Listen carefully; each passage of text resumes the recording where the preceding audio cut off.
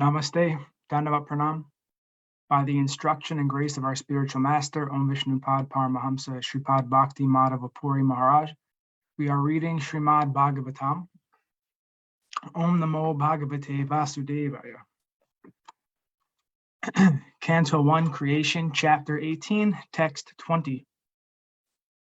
Etavatalam nanu suchitena gunar asamyanati sayanasya hitvetaran prartayato vibhutir yasyangri renum jushate nabhipsho. It is now ascertained that he, the personality of Godhead, is unlimited and there is none equal to him. Consequently, no one can speak of him adequately.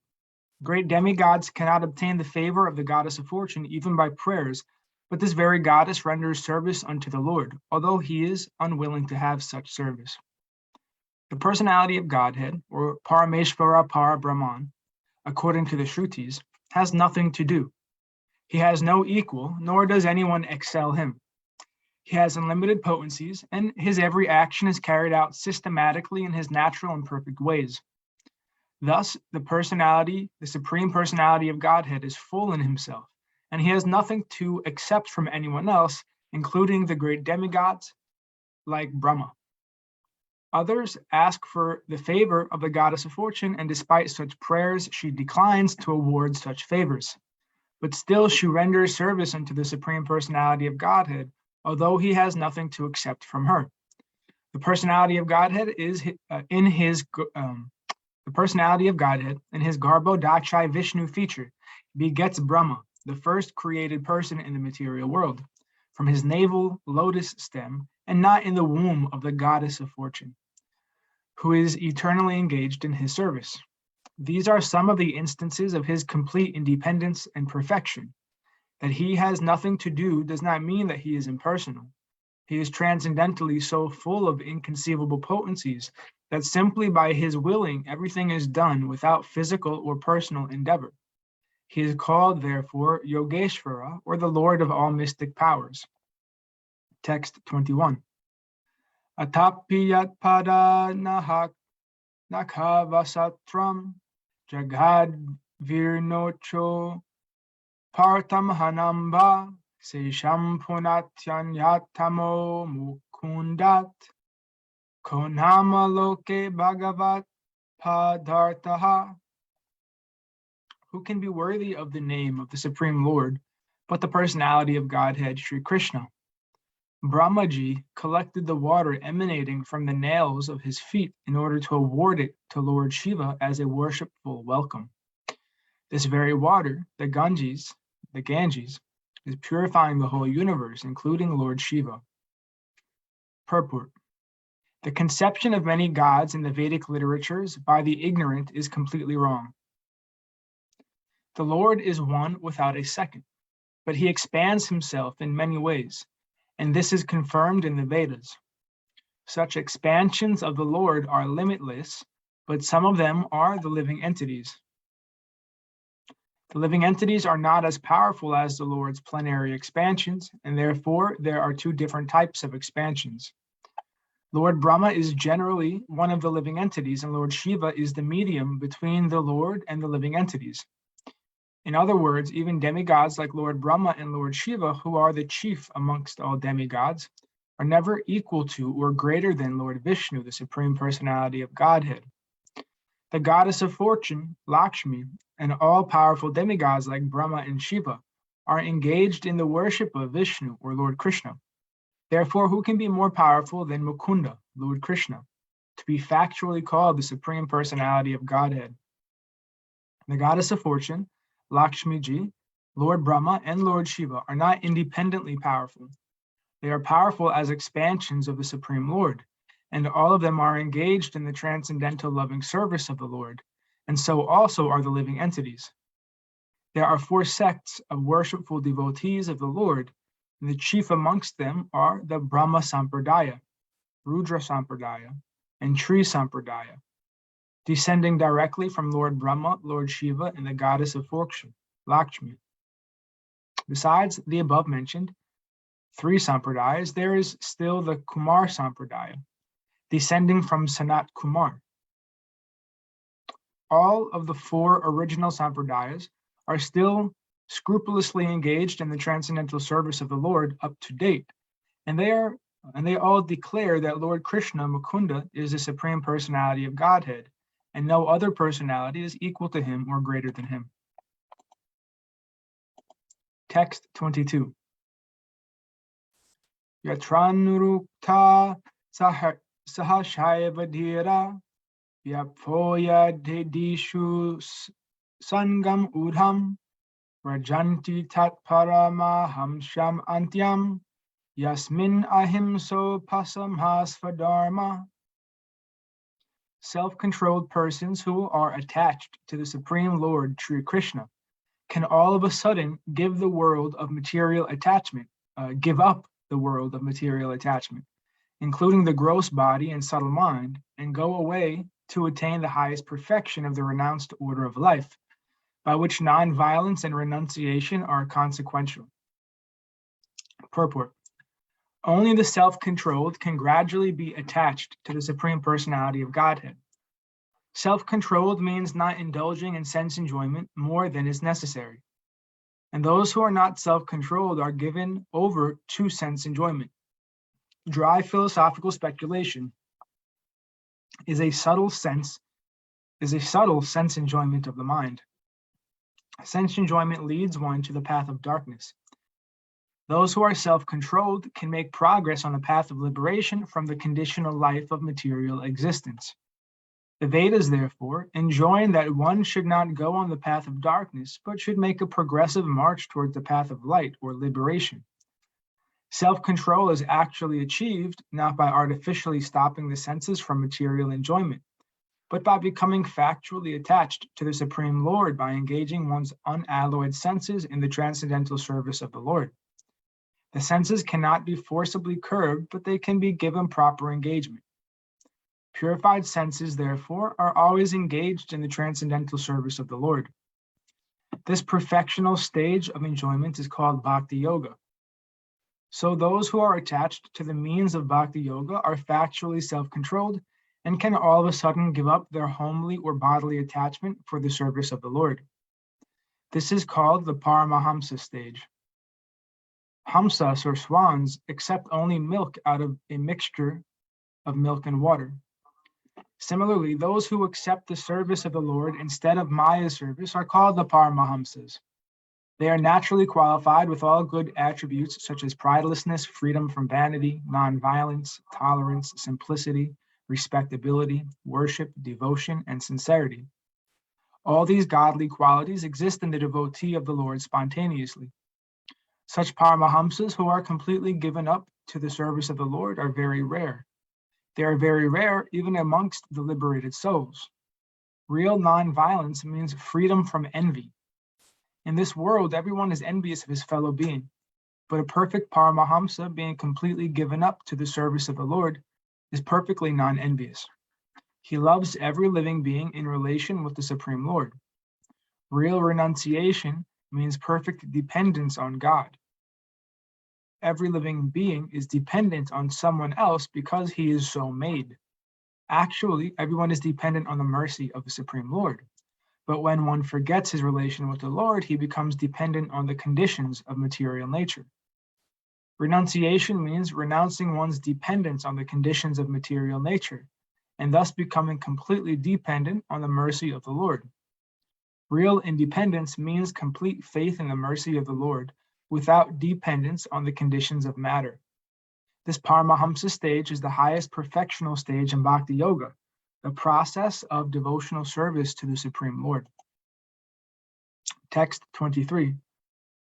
Aham hi prishto riyamano bhavadbir akshaka atma vagamo trayavan nabha patanyatma samham patrinas Tata samam Vishnu gatim vipaschita.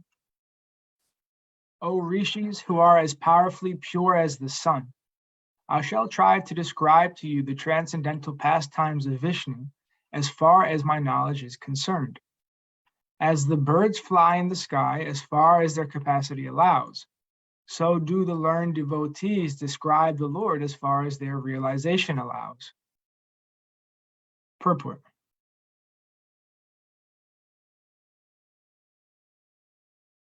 The supreme absolute truth is unlimited.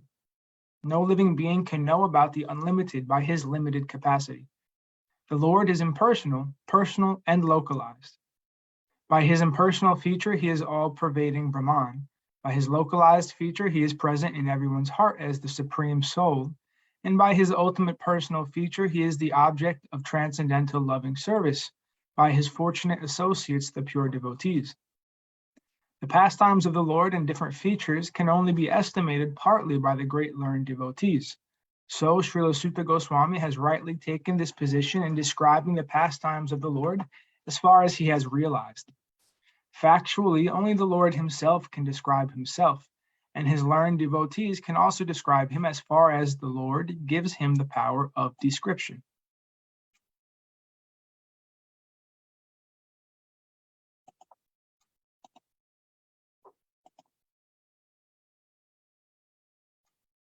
Texts 24 through 25. Ekada danur udhyamya vicharan mrigayam vane mrigan angut gata shranta chudhitas trishto brishama jalashayam akshakshnaha praviveshatam ashramam tadarsha munim ashinam santam milita lochanam.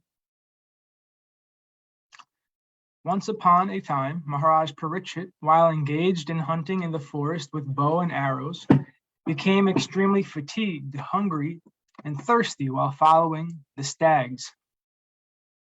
While searching for a reservoir of water, he entered the hermitage of the well-known Samika Rishi and saw the sage sitting silently with eyes closed. Purport.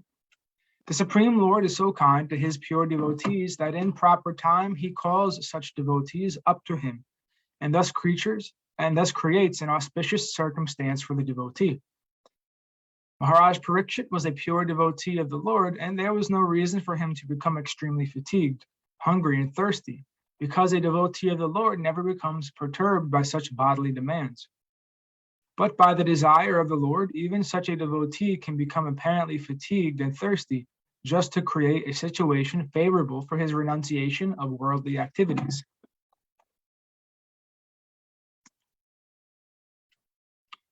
One has to give up all attachment for worldly relations before one is able to go back to Godhead, and thus when a devotee is too much absorbed in worldly affairs, the Lord creates a situation to cause indifference. The Supreme Lord never forgets his pure devotee, even though he may be engaged in so-called worldly affairs. Sometimes he creates an awkward situation, and the devotee becomes obliged to renounce all worldly affairs. The devotee can understand by the signal of the Lord, but others take it to be unfavorable and frustrating. Mahārāja Parīkṣit was to become the medium for revelation of Srimad Bhagavatam by Lord Sri Krishna, as his grandfather Arjuna was the medium for the Bhagavad Gita. Had Arjuna not been taken up with an illusion of family affection by the will of the Lord, the Bhagavad Gita would not have been spoken by the Lord himself for the good of all concerned. Similarly, had Mahārāja Parīkṣit not been fatigued, hungry, and thirsty at this time, Srimad Bhagavatam would not have been spoken by Srila Shukadeva Goswami, the prime authority of Srimad Bhagavatam. So this is a prelude to the circumstances under which Srimad Bhagavatam was spoken for the benefit of all concerned. The prelude, therefore, begins with the words, once upon a time. Text 26. Pratirudhendriya prana mano buddhim uparatam stanhatrayat param praptam brahma bhutam avikriyam. The Muni's sense organs, breath, mind, and intelligence were all restrained from material activities, and he was situated in a trance apart from the three: wakefulness, dream, and unconscious, three stages of consciousness, having achieved a transcendental position qualitatively equal with the Supreme Absolute. Purport. It appears that the Muni in whose hermitage the king entered was in a yogic trance. The transcendental position is attained by three processes, namely the process of Gyan, or theoretical knowledge of transcendence, the process of Yoga, or factual realization of trance by manipulation of the physiological and psychological functions of the body, and the most important process of Bhakti Yoga, or the engagement of senses in devotional service of the Lord. In the Bhagavad Gita, also we have information of the gradual development of perception from matter to a living entity. Our material mind and body develop from the living entity, the soul, and being influenced by the three qualities of matter, we forget our real identity. The Gyan process theoretically speculates about the reality of the soul, but Bhakti Yoga factually engages the spirit soul in activities. The perception of matter is transcended to still subtler states of the senses. The senses are transcended to the subtler mind, and then to breathing activities, to gradually intelligence. Beyond the intelligence, the living soul is realized by the mechanical activities of the yoga system, or practice of meditation, restraining the senses, regulating the breathing system, and applying intelligence to rise to the transcendental position. This trance stops all material activities of the body. The king saw the Muni in that position. He also saw the Muni as follows. Text 27. Viprakirna jatakchanam rarhavinha jinhachaha vishushatalor udakam tatabutam achachata. The stage in meditation was covered by the skin of a stag, and long compressed hair was scattered all over him. The king, whose palate was dry from thirst, asked him for water. Purport. The king, being thirsty, asked the sage for water.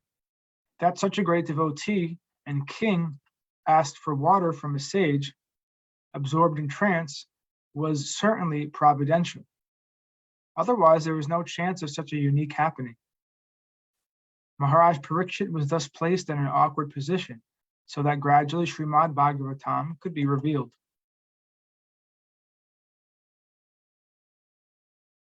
Hare Krishna. Thus ends our reading for today. We'll continue from text 28 on Friday, hopefully. All glories to Om Vishnu Pad Paramahamsa Shripad Bhakti Madhava Puri Mahārāja Ki Jai.